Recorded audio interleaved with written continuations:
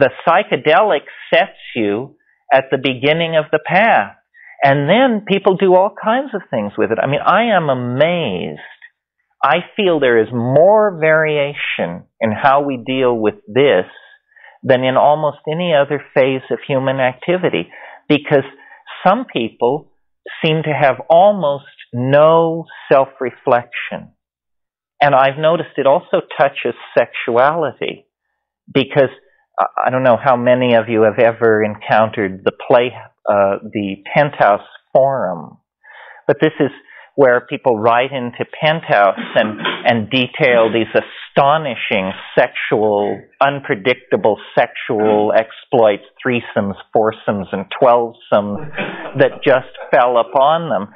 And whenever I have, for some reason, some occasion to read these things, what is amazing to me is that this appears to be descriptions of the behavior of an alien species, because there is no self-reflection on what does this mean?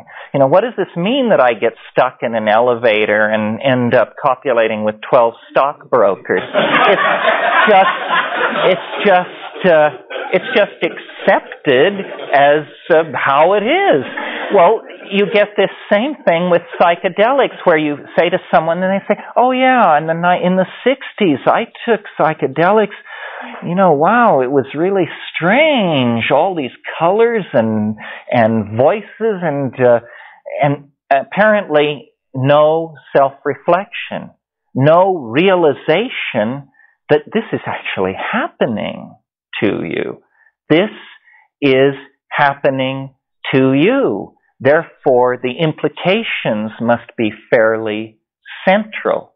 And then other people immediately get it. They say, you know, my gosh, this plant, this pill shows me that reality is at least 1,000 times larger than I thought it was. Showed me that I don't know who I am, where I am, what I am, or anything else. And I don't know what it takes to instill that in people. Maybe intellectual self-reflection. One of the things that is so puzzling about shamans when you actually deal with them in the field is they are not like the other people in the tribe. The other people in the tribe are very tribal people. In other words, they have all the curious cultural limitations of people in every culture. They think you smell funny, they think you look funny, everything you do is amusing. They stand around in small groups giggling and pointing and like that. The shamans, on the other hand, it's nothing like that. They accept you totally as a person. They make no cultural judgments. You don't look funny, smell funny, so forth and so on, because they are what I call extra-environmentals. They are deconditioned from the assumptions of their own culture. So they may be the Witoto shaman, but the Witoto shaman is less Witoto than any other Witoto, because the Witoto shaman operates in the context of Witoto-ness embedded in the larger reality. And so I think what we need to do when we try to revivify shamanism in our own lives is recover the profound reality of what it's doing. Sometimes I have flashes when I'm giving these talks of how different it is to be stoned than to talk about being stoned. I mean, here we sit, you know, in our cotton underwear, just with where we came from, our schedules in front of us. The mundaneness of it is so all-pervasive. And we could be discussing Gnosticism or a political action project, but we're discussing instead something really appalling, I think, I mean, we're calmly discussing the fact that there is another world overlapping our own, and very few people will even admit the fact. So I always think, and this is my symbol of myself, to myself, I always think of a wonderful B science fiction movie I saw when I was a kid, where there's a dinosaur in the swamp, and it's set somewhere in Mexico, and the typical campesino is sent by the patron of the ranch to gather firewood in the jungle. And he, of course, encounters this extremely large rubber reptile roaring around, and then comes back to the ranch and is pointing back in the woods and is completely inarticulate, trying to say, a creature from the id, a beast from another dimension is rampaging around in the forest. Well, they just dismiss him as, these peasants, they believe anything. You can't trust them for a moment. This is the sort of situation we're in. The extraterrestrial invasion that so many people anticipate, or the extraterrestrial contact that so many people hope for and that sells so many cheap newspapers, is well underway.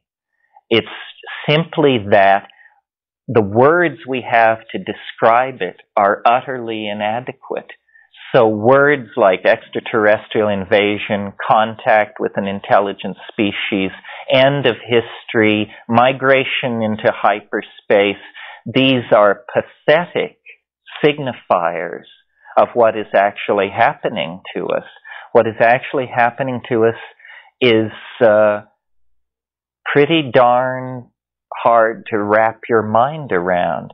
We are caught in a vortex of concrescence and compression that was set in motion at least as early as the melting of the last glaciation.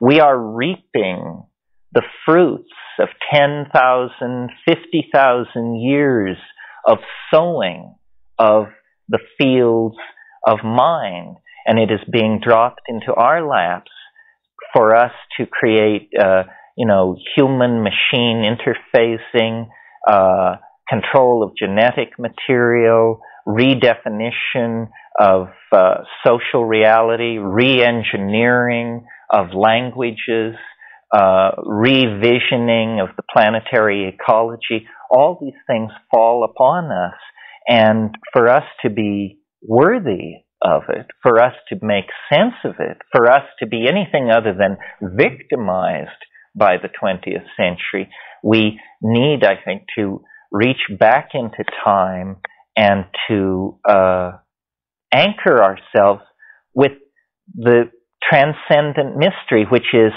somehow tied up with our own being, somehow present on the planet, but mostly a large list of unanswered questions. We don't know what is going on this planet. We don't know why there is life here, whether it's an accident, somebody's plan. We don't know why intelligence is here. Again, accident, plan, if plan, whose plan, if plan, for what, if plan, where are we in the plan? I mean, we all tend, when we abandon ourselves to cultural values, to focus in so tightly that we lose the big picture. And if psychedelics are anything, they are a zoom lens back to the broadest possible point of view. Well, why don't we stop there and take just a 10-minute break or something, and then we'll come back and do dialogue on this.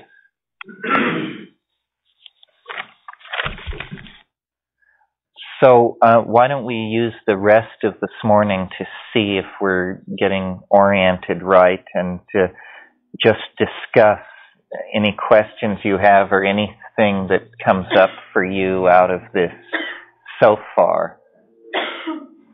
Does anybody have anything? Yeah. I was curious about what you were talking about with extraterrestrials and not having the appropriate language to really discuss it, and like your view of what's going on. And can you put it in words so that we can Well, it changes for me all the time. I mean, I don't have a point of view, and my primary job is not public speaking or writing, but exploring. When I first started taking mushrooms and throughout the 70s, when we wrote the Mushroom Grower's Guide, I held several opinions, but my most strongly held opinion was it actually is an extraterrestrial. Just no shit, flat out, it is an extraterrestrial. And what's surprising to me is that a single mushroom trip of a certain sort could probably put me right back there again. Getting it worked down to Gaia or the overmind of the species is a kind of process of coming down from the real assimilatable context of the experience. It's like an extraterrestrial. I would certainly say this. If extraterrestrials appeared over Washington and Moscow tomorrow, it wouldn't make this any less mysterious or puzzling. In fact, the extraterrestrials might turn out to be mundane. This is not. How it speaks, this is the most astonishing thing for me to get used to. I mean, the visual hallucinations, somehow I can work it around that these are floods of imagery set off from deep structures of the brain and dumping of memory banks, but that it can just address you in real time and say, Terence, and then proceed to blow my mind. And now several things may be happening here. The only time when we have the experience of focusing on an incoming message, decoding it in real time, and responding to it immediately is when we have a conversation with someone. So if you find yourself responding to a message in real time, your brain automatically thinks you're having a conversation, saying, if it looks like a duck, if it walks like a duck, it must be a duck. So here I am listening and responding to someone speaking to me in English. Therefore, this must be a conversation. There are physical arguments for viewing the mushroom as extraterrestrial. First of all, what is psilocybin? Psilocybin is 4-phosphoryloxy-N-N-dimethyltryptamine. Of all the indole compounds in nature, only psilocybin is hydroxylated at the 4 position.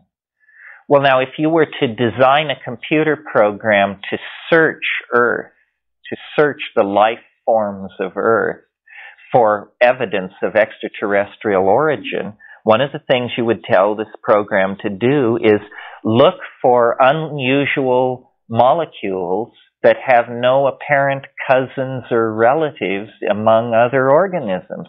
Well, here is psilocybin, phosphorylated in the 4 position. Nothing else on Earth is. A material argument for its origin outside of the terrestrial ecosystem. A slightly different argument that would see the mushroom as extraterrestrial is look at its style, for want of a better word. I mean, what is a mushroom? First of all, they reproduce by spores. Spores are the most economical biological unit imaginable. They can survive the radiation levels of interstellar space. They can survive for eons under conditions very close to those encountered in deep space.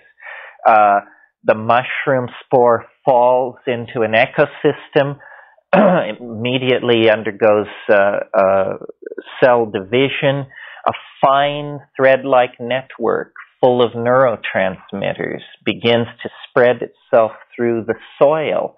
It's very closely analogous to the neural network of a higher animal, including a human being. Now, we're accustomed to thinking that an extraterrestrial would bear the imprint of the evolutionary situation in which it came to be. In other words, if it evolved on a low-gravity planet, it will be tall and thin. If it evolved in a methane atmosphere, it will have an exotic body chemistry and so forth. But that's because we ourselves have possessed the knowledge of how DNA works for only about 40 years.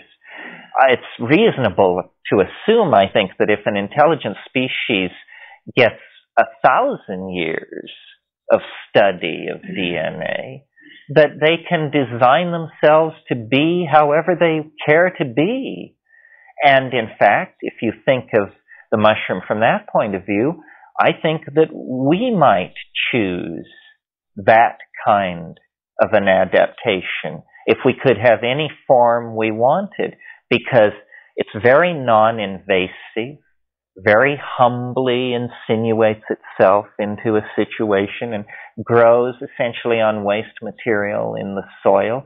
Yet when it sporulates, it can actually cross the boundary of outer space.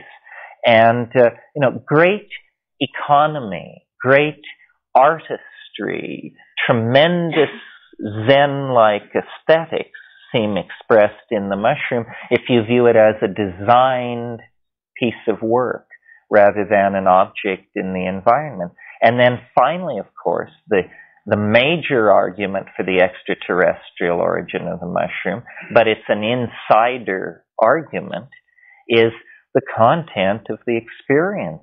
Number one, it says it's an extraterrestrial organism, and it has the data to back up the claim. It can show you movies of desert worlds, jungle worlds, high pressure, high gravity, methane worlds,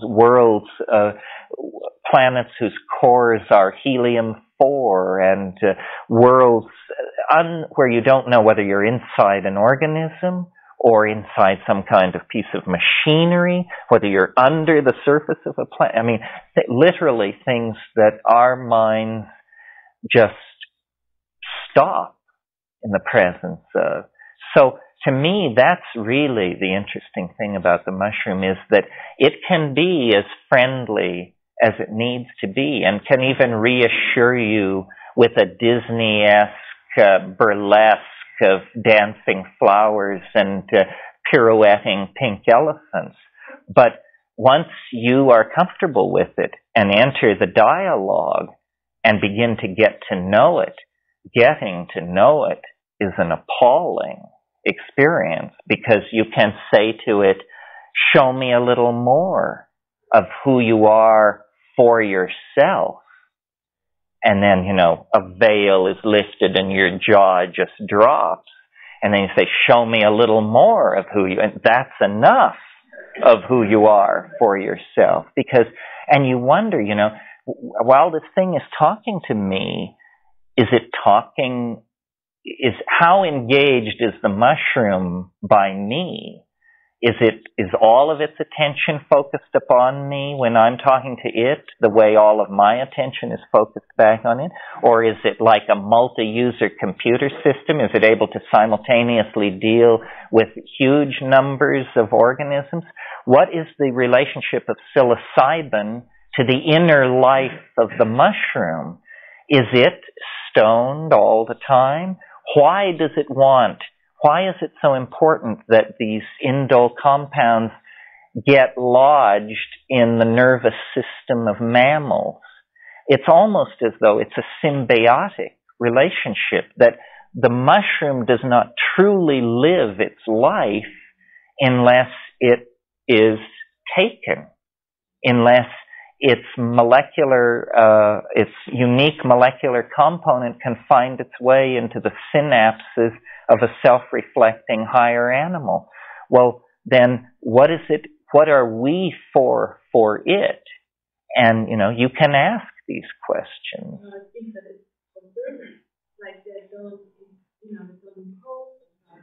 You have to approach them. Yes, they usually, one reason I think people have had trouble confirming the animate and intelligent quality of the mushroom is you must ask. You just don't take psilocybin and sit there, because it won't do it. But if you take psilocybin and call it, in some sense, whatever that means, invoke, call, try to visualize, then it will begin to come towards you and lift these veils, and this world of zany, pun-like, hyperdimensional intelligence that is revealed is as strange as an extraterrestrial would be. This is, I guess, the final content of evidence for the extraterrestrial origin, is the fact that it just seems so different from anything one could conceive of or imagine. I mean, you cannot, in one of these volleys of hallucination, convince yourself this is only me. These are my memories, or these are distorted transforms of past experience. Because, I was trained as an art historian to have an eye for stylistic difference and cohesion of a set of aesthetic canons. And it just blows my mind. I mean, there is more art locked up in these things to be viewed in a single hour than the human race has produced in 10,000 years. I mean, and art of a compelling, weird, breathtaking, awesome quality that just breathes in every pore of itself. This is the other. This is not you. Don't be deceived, my little primate friend. Yeah. It seems like our popular culture has had inklings of that, because if you look at the movies that came out, between 1952 and 1962, so many of the sci-fi movies are about spores from outer space and planets coming down, and these are from very straight people who hadn't taken, psychedelics at all. They're like tuning into what was about to come 10 or 15 years later.